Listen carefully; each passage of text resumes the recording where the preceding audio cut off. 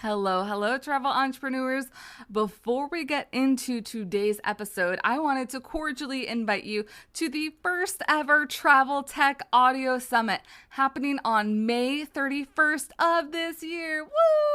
If you have been wanting to dive into the latest and greatest of tech within our industry and get a little bit of clarity as to all the different things you can utilize to work smarter but not harder within your travel industry, you will want to register. And actually, registration is free until May 31st when the episodes go live. You do have to sign up so that you can get your private access link to add the episodes to your podcast player of choice. So remember, head on over to travelbiztraining.com. You're going to hear from amazing experts, including Sequence, Lucia, Travify, TA Toolkit, and Fam Guru, just to name a few of the interviews. I cannot wait to bring this experience live to you. Remember, head on over to Travel Biz Training to register so that you can add those podcast episodes to your favorite podcast player of choice. All right, now let's get into the episode. Hello, travel biz owner. Welcome to my corner of the travel industry, the Strategic Travel Entrepreneur Podcast. If you're ready to have fun, be inspired, get clarity, and take action in your travel business, then you're in the right place. Let's jump in. Hello, everyone. Welcome back to the podcast. Fantastic to have you here today.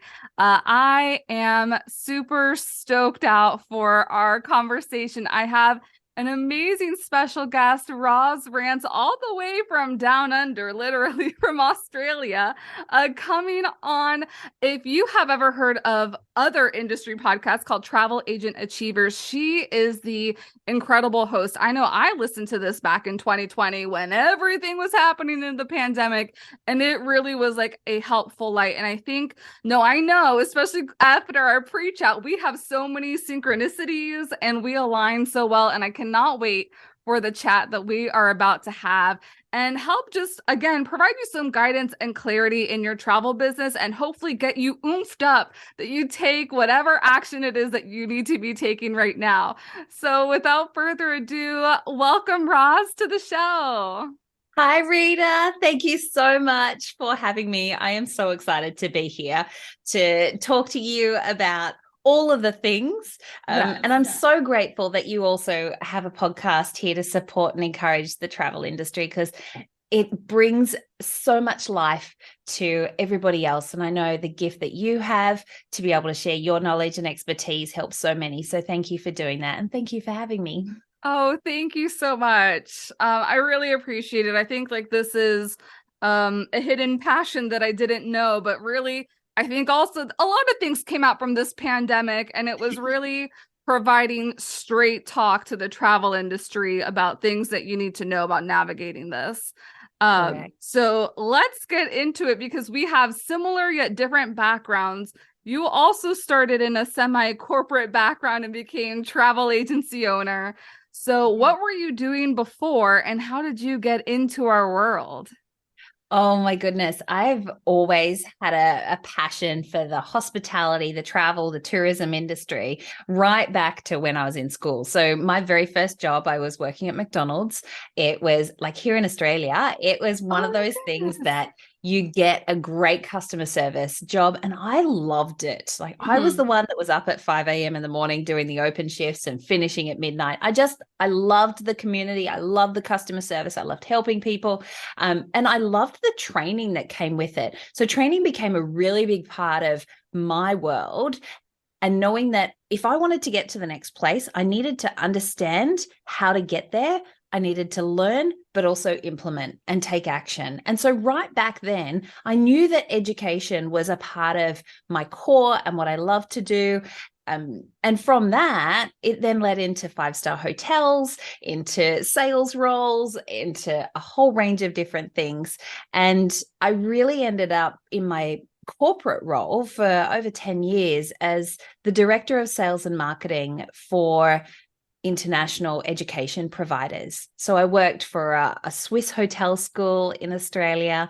I worked for the University of Sydney. I worked for Kaplan Education, which is a big American company as well, promoting Australia as a destination for international students. So I was very fortunate to be able to travel the world, put my Tourism Australia hat on, put education hat on, and speak about how incredible the opportunities were in many different industries for our future leaders. And I loved it. I had so many incredible experiences in travel that I wouldn't have even dreamt about before. I can remember, and I have a photo of myself on the Great Wall of China when on one of my trips to China, being in Norway when it was minus 30 degrees, and I was standing on a stage in front of 300 university graduates in like a movie theater talking about Australia. And I was there saying, here are the beaches. Here is what is waiting for you. Like, I will never forget these things. And outside it's snowing and freezing, and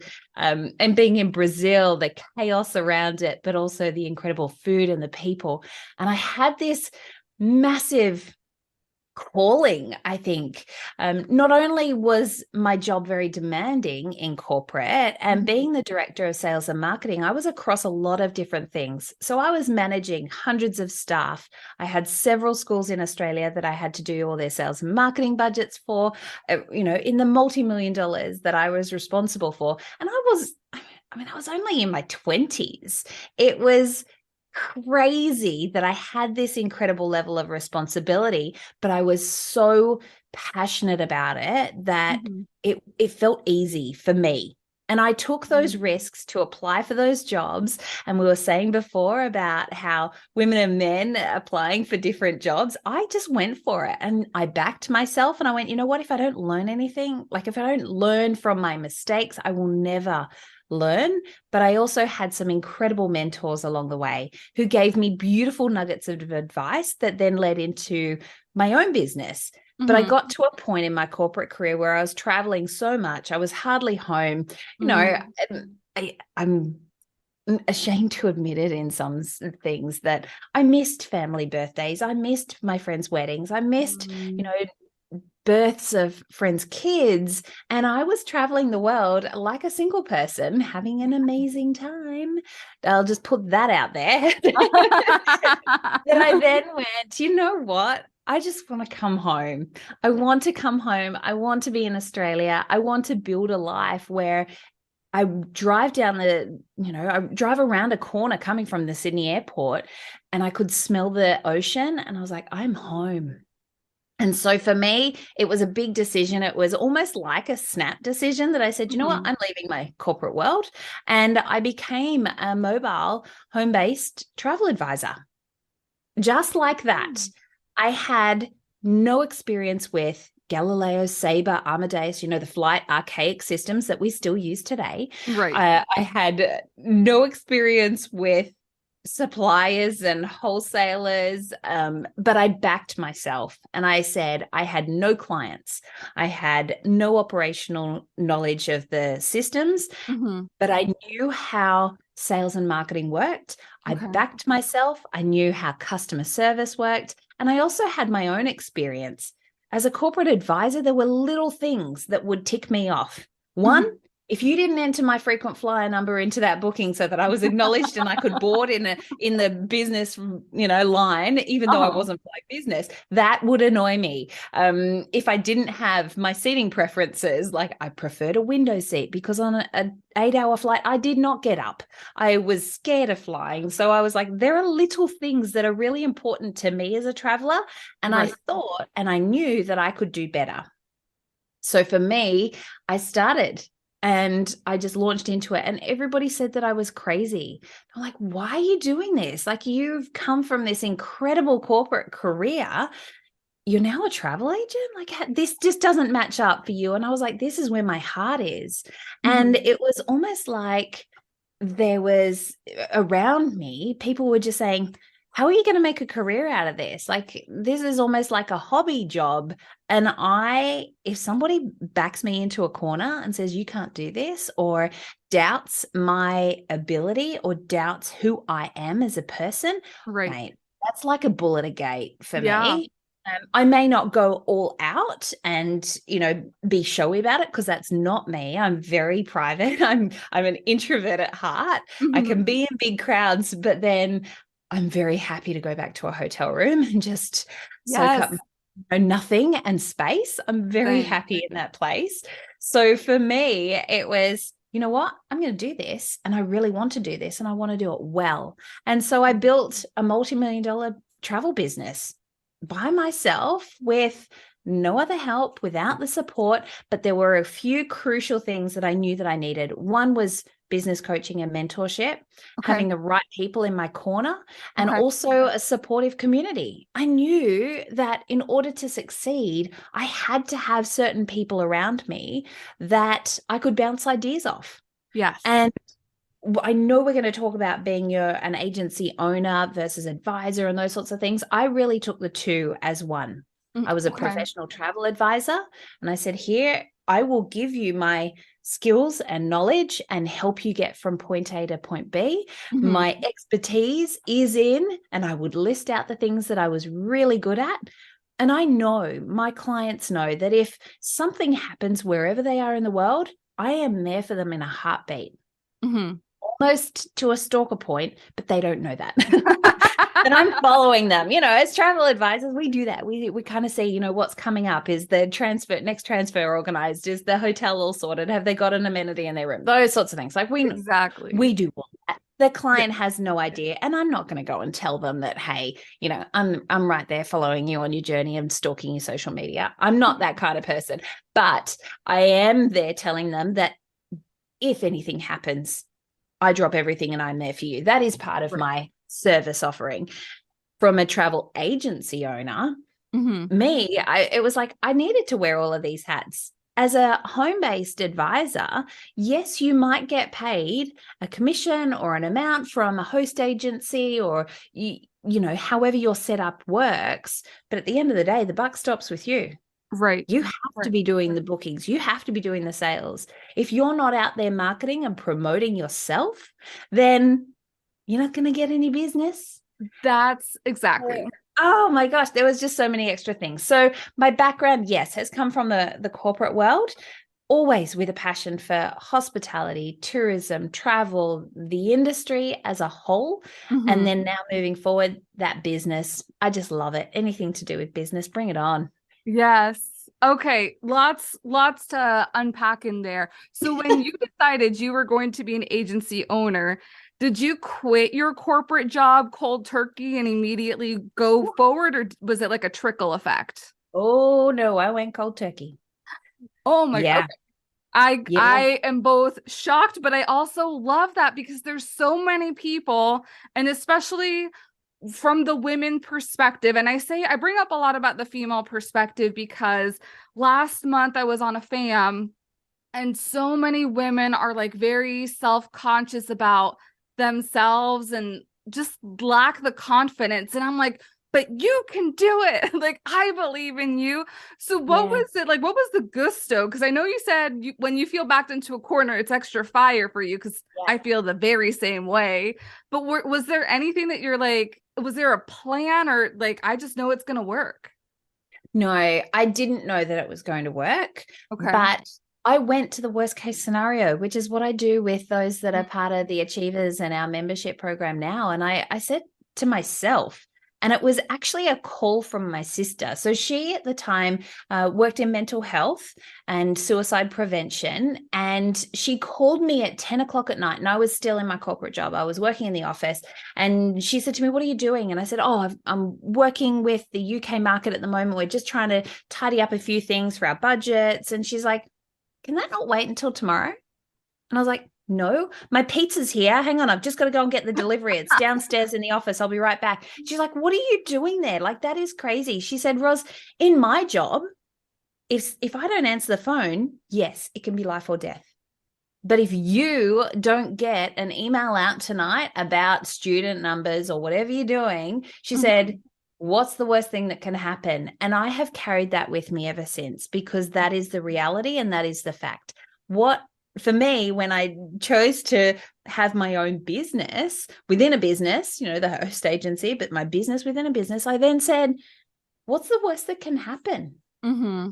And I went there and I went, the worst thing that can happen is I go and get another job. Mm-hmm.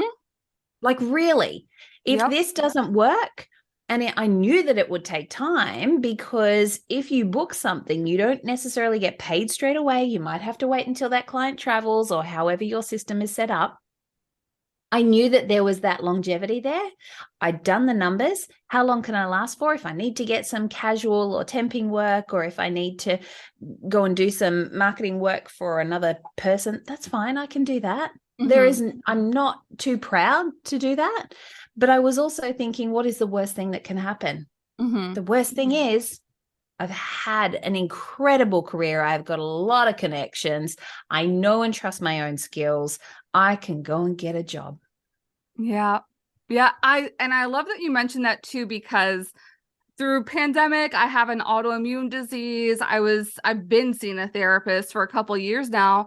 And I remember that that's one of the exercises that she would have me do. It's kind of like written on a worksheet.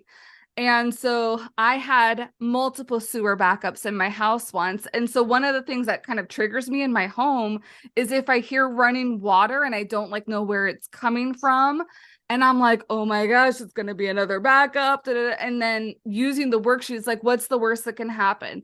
You call the plumber's going to check where the leak is coming from, and they're going to fix it. If they can't fix it, and you kind of like break everything down, and you're like, oh, I was worried for Yeah. nothing. Well, that's it. But I think as travel professionals, we run on adrenaline a lot. And Mm-hmm. so I know that there is adrenal fatigue out there. There is Yeah. burnout out there right now. There is all of this mental health discussions happening. And I'm really proud of the fact that we can openly discuss this, or we can start to have those Right. conversations to let everybody know that you are not alone. But when Mm-hmm. you're running on such high adrenaline all the time, and in what we do in our roles, we tend to go to that worst case for our clients. And Mm-hmm. if we do that ourselves, then that is like an emergency. So Yes.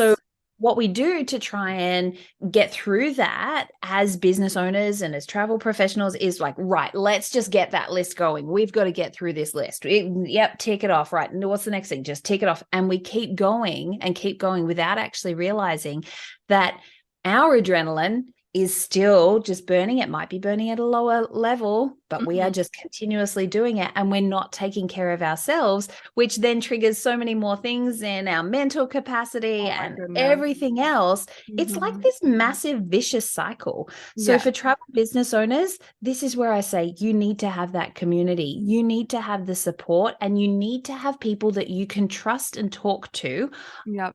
understand you. Like, Yes. let's be real here. With your family and friends, Rita, who do you talk to about business that Fellow doesn't? business, yeah, it's fellow Yeah, business owners, because the ones that don't own a business don't understand. correct. There is definitely the employee mentality Mm-hmm. and the business owner mentality, two different Yep. things. Yep. And as travel professionals, small business owners, travel agency owners, whatever we want to call ourselves, we are in this different mindset. So if you go to your brother, sister, mother, father, friend, and go, oh my gosh, all of these things happen, Mm-hmm. get it. Because at the end of the day, the buck stops with you. Right. You are that person that if you don't do the work, the money doesn't come in. They might hold an employee mentality, which is, I'm still going to get paid if I call in sick tomorrow or not. Two very different mindsets. Right. And I love Yeah. how you mentioned that too, because I'm like, and we have to account for those call-in days differently as owners. So why was it important for you to be an owner versus just a regular travel business or travel advisor? Why not go all in? I wanted to do my own thing. Why not? Why not? Like, I honestly, I didn't want to go and work for somebody else. Mhm. I wanted the lifestyle for me, Mhm. because I'd been traveling so much, because I was running on adrenaline and racing all the time in my corporate role. I just wanted to slow down. Yeah. So I wanted to determine my future. I didn't want somebody telling me that I had to be in an office at 7:30 a.m. or 9 Right. a.m., whatever it was, or I had a meeting at 7 o'clock at night. I wanted to have that flexibility and freedom. And so for me, that was really important. I Hmm. wasn't married. I didn't have kids, but I knew that if I wanted to get up and go for a walk in the morning, I could. If I wanted to go and work in a cafe, I could. If I wanted to go and see my mum or go and meet my nan and have a caramel latte that all of my sisters and my mum were like, don't give her that. She's 90. And I was like, nah, we're going for a caramel latte. All of those things. I wanted life experience and I didn't Yeah. want somebody telling me how to do it. Yeah. Now, so my life has changed. For the last 8.5 years, I've now been a mum. Mm. I've got an incredible son. I've got a husband who also has his own business, who came off touring the world with major bands so that we could have our family together. Like, I'm very grateful for the life that we have. We live right on the beach, exactly what I wanted. Love It's it. a very different lifestyle, but I Uh-huh. can still have my own hours. And that is because I've grown my business in a way that I am very protective of my family, the time that I want to be outside. I want to take him to school. I want to pick him up in the afternoon. I want to go to that swimming lesson. I want to be there for those moments. Right.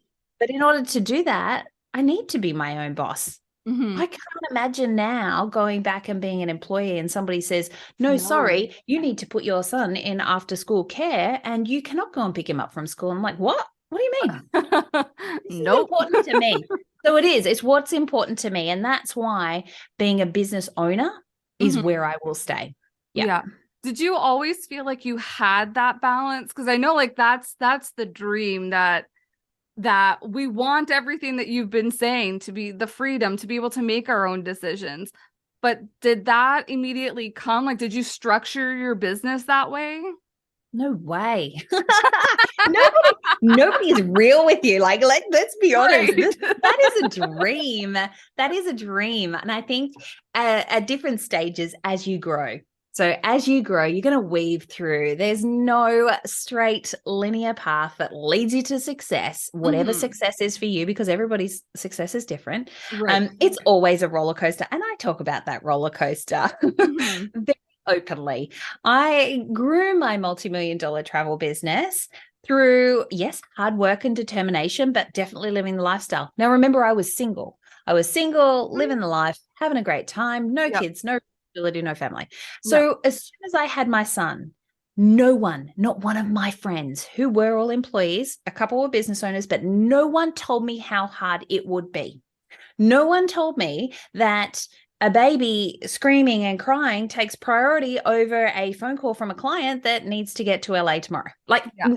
there was just none of that. And so I had this massive realization when my son was born. As a business owner, no maternity leave, no paternity leave, no one else there to support you. It's like, whoa, how am I going to do all of these things? I had to let a lot of my travel business go because I had to make hard decisions. My sister flew home from Germany. She lived in Germany for 18 years. She Hmm. flew home just to answer my phone for me because I physically could not do that. I Oh. could not answer the phone. I couldn't talk to anyone. Felt so ashamed. There was a lot of guilt. How am I going to have my family and my business? Like, I went into this massive spiral. I then had another roller coaster moment where one of my big clients was in mining oil and gas, and I Hmm. loved it. I would mobilize, and this is where I got into this whole groups thing. I would mobilize 40 or 50 guys at a single time to land in a destination from all over the world within hours of each other. Hmm. And they were crazy places. Like, I was sending them to Mozambique and far places up in Europe that you wouldn't even think to get to. And I had this very tight window and I loved that. That client moved their business from Australia to America. And they went, Ros, we love working with you, but it just doesn't make sense that we're now on different time zones. We need to work with an American company. Oh, I was gutted, absolutely gutted. I lost a lot of business right then and there. And Hmm. from that, I learned so many different things. I learned not to put all my eggs in one basket. I learned after my son was born to get help. Hmm. And there were all of these learnings. And that's why, as travel business owners, we're not just one thing. We are many. We Right. do all of the things, and we need that support and that structure and that community and people to help us navigate new paths, because a lot of us haven't done this before. A lot of advisors that I speak to have either just come through the travel industry and then starting their own business, or they've come from elsewhere into travel Right. through a passion. Right. And so whatever that is that now you're a business owner. You need to Surprise. you need to get smart. You need to get smart with this. You need to look at your marketing. You need to look at your sales. You need to look at your Right. operations, your staffing, your taxes, like all of these different things. You need to understand and be across it. You can't just focus on your client experience and booking travel. Oh, so yeah, it's not easy. And that's where I have learned. I am very fortunate now. I have a team of advisors who work specifically for me, and they manage all of our clients. I'm still the face. I am still the one making the big decisions. I am still the one that is doing the big things, but I have a team who are in Galileo and Amadeus and Sabre. Like I have not been in those systems for years. I don't even know how to book my own flights anymore because they do it all for me. I forget, or I'm like, I don't need that carrying my brain space right now. I need to let that go. Let somebody else handle that for me. So I don't think it's an easy journey, but it is an incredibly fulfilling journey for those that really want to do something for themselves, but also for others. And that is, we get this incredible opportunity to curate experiences for people who want to explore this planet. That is an absolute privilege and an honor for me to be able to do that for other people because they don't know how to do it, or because that's my expertise. That is my knowledge, my skill set, my expertise, my love, my passion. I get that opportunity to do that, but I need the support in order to do it. Right. I was going to ask, because you have so much support behind you, what was your first hire in your business? And do you think it was the right one, or would you have done something differently?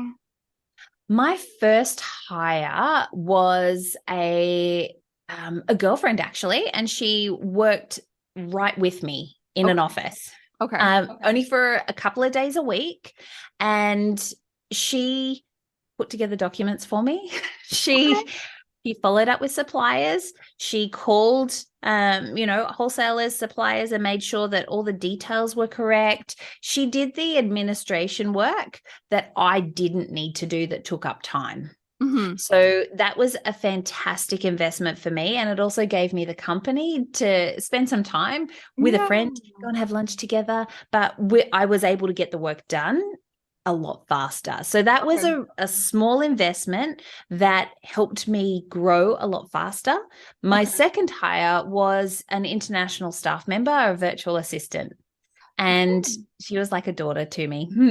I will never forget her. She worked with me for many years.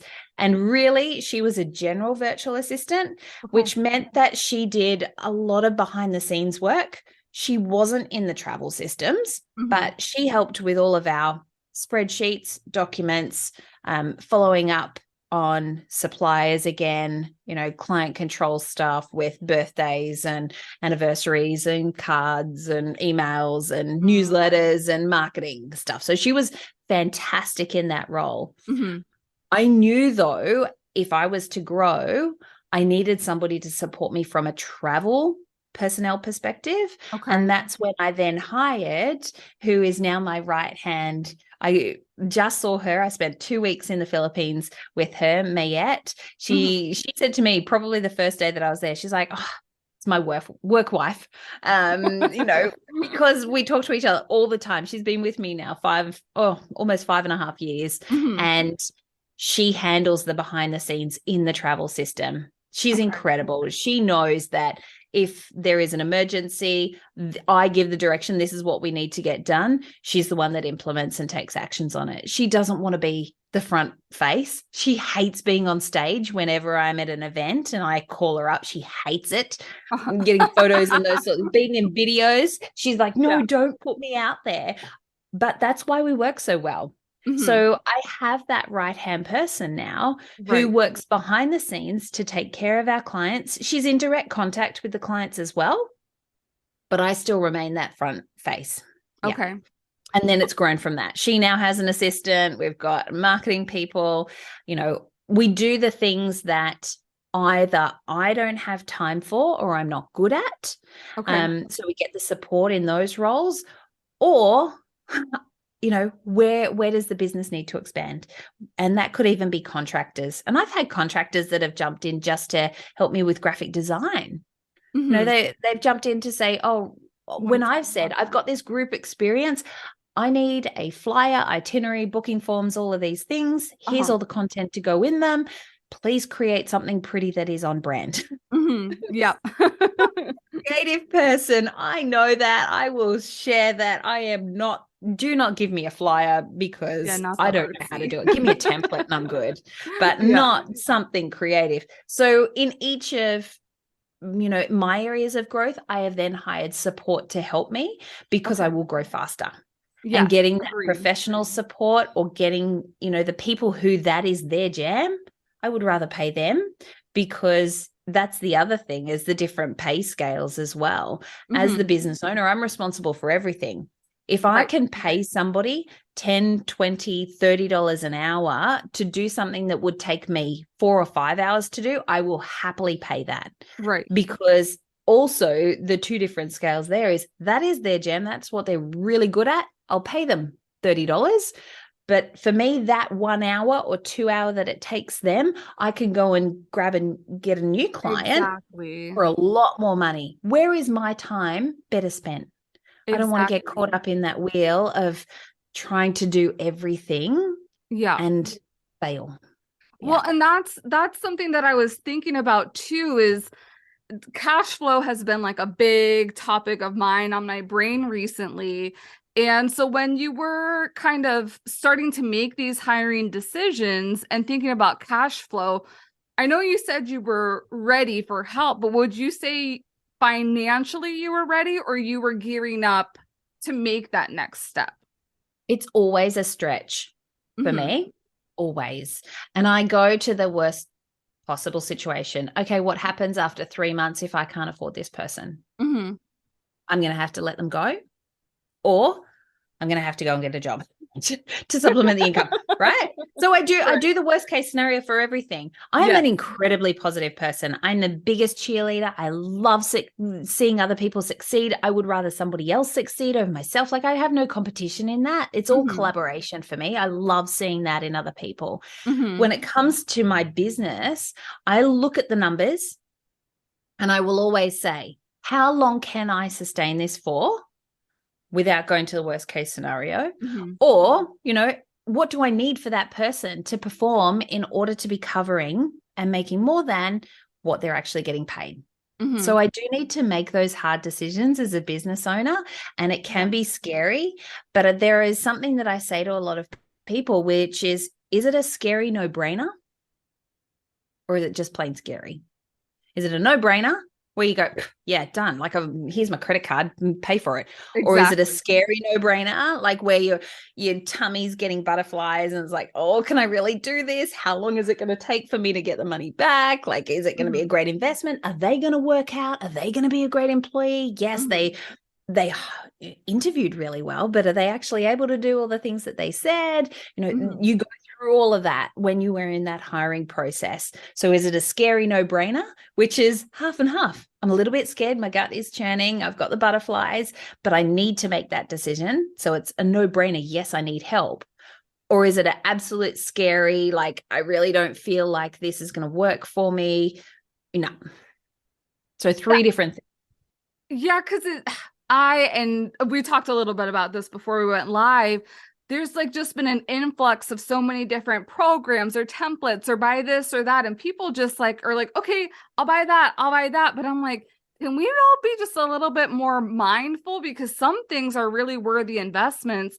And some things I'm like, you just wasted your money because you're already doing this or whatever it is. So how do Yeah. you use discernment when you're making those types of decisions? I'm very intentional. I say, where is my area of weakness, or what do I need help with right now? Because sure, we can get caught up. I still do, in people's marketing excitement. Oh, I just want to be in. I want to buy that. I want to do that. Yes. But I'm also very conscious of taking action. Like, it's great to join a program. It's great to download a free resource. It's great to buy into something, for sure. Go to a fam, go to things, but take action and know exactly what you want out of that. I see this all the time with, even myself joining different programs or coaching things, or I will jump in and I'll be like, hang on, do I actually have the time to implement? Right. How many other things am I trying to do right now? And this is why, even with our mastermind, I'm like, we're focusing on one thing a month. Just one area, one thing. I don't want to give you everything. Sure, you can go back into the back library. You can go and do what is right thing for you. Focus on that one thing. Take action, because at the end of the year, there will be 10 things, 11 things, 12 things that you will have moved forward on in your business, that you've made progress, that you've seen growth, you've seen differentiation, and you are able to flourish. Like, we don't do that enough. We don't celebrate the success. We don't look back on how much we've actually accomplished, because we're so tied up in the day-to-day doing, ticking off the list, just keep moving forward. Like, we don't have brain space for anything else right now. And let me put this out there to you, Rita. Like, let's be honest. What I'm seeing now more and more and more is all the suppliers are back going, hey, pick me, pick me. Here's my amazing training program. And if you do my training program, I'm going to give you a $50 voucher, or you go in the opportunity for a draw for something. And as travel professionals or travel business owners, previously, pre-COVID, we were so excited about all those sorts of things. It was like the little incentives to make you do the training. And we are seeing that now more and more and more. But where is the help that is actually going to help you in your business? Who was there when the pandemic hit? Amen. And all the suppliers went quiet. Like, I love them to bits. I am very particular with who I work with, who supported me. But what happened there? Who was there to help you work on your business that got you through the hard times, that is then helping you move forward? Right? Who is helping you move forward and continuously take action? Now, yes, we all need supplier training. We all need that knowledge. But I am very conscious with who I am now doing all of that training with. Where is my business going? And I have to have that business knowledge and that business mentorship and coaching to know exactly what I want to do in my travel business, so that I can make smart choices for the direction of my business now. So if I look at it and I go, oh, there's a cruising thing that, has just come out, and do I actually sell that? Do I sell and promote that? Are my clients looking for that specific supplier? Are they looking to go on that cruise ship? Are they looking to do that one thing? If that's where my clients are, and if that's where they're wanting to go, sure, I'm all in. But if that's just a bright, shiny object and they're dangling a carrot to say, hey, over here, no.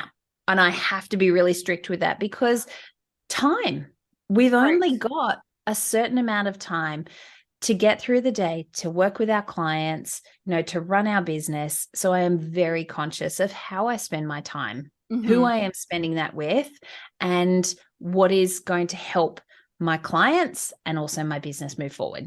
Yes. And I love it both from the supplier aspect too, because we don't want to be wasting their time either if you're never going to be selling their product.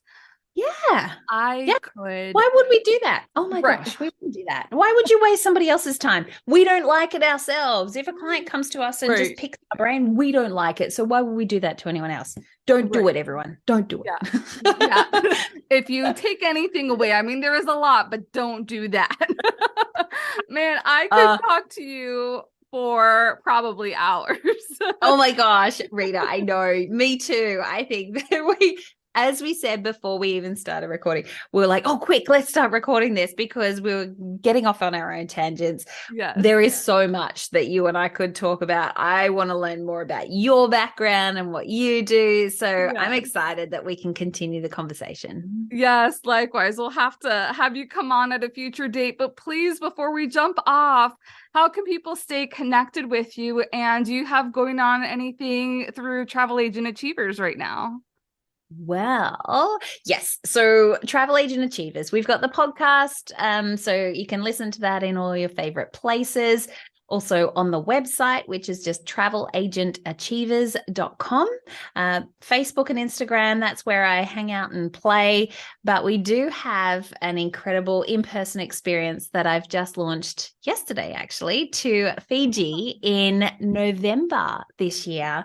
So I'm bringing together travel professionals from all over the world to come together for 3 days, obviously extended trip so that you can have your own sort of fam, but it's a business retreat. It's working on things in your business, reflecting on 2023 that's been, looking forward to 2024 and 25, planning things out. We are there to take action, but also to do it in an incredible destination, which is, of course, Fiji. So all of the details are on the website, which is travelagentachievers.com. Thank you, Rita. Awesome. Thank you. Yes, I saw the big announcement. I was like, ooh, okay. Oh, well, you know what? I chose Fiji because for you guys, like that's Fiji Airways have incredible flights to get from LA and San Francisco straight into Fiji. You lose a day when you're coming over, but you gain it going back, just so you know. You're not actually losing time. Yeah. Right. It'll balance out. All right. Thank you so much, Ros, for being here. And thank you, travel business owners, for tuning in. I hope that you have enjoyed this episode as much as we have had conversing about it. And we will see you next week. Have a great one. Thanks for joining me on the podcast today. Remember to check out the show notes for all relevant links and resources from today's show. See you next time.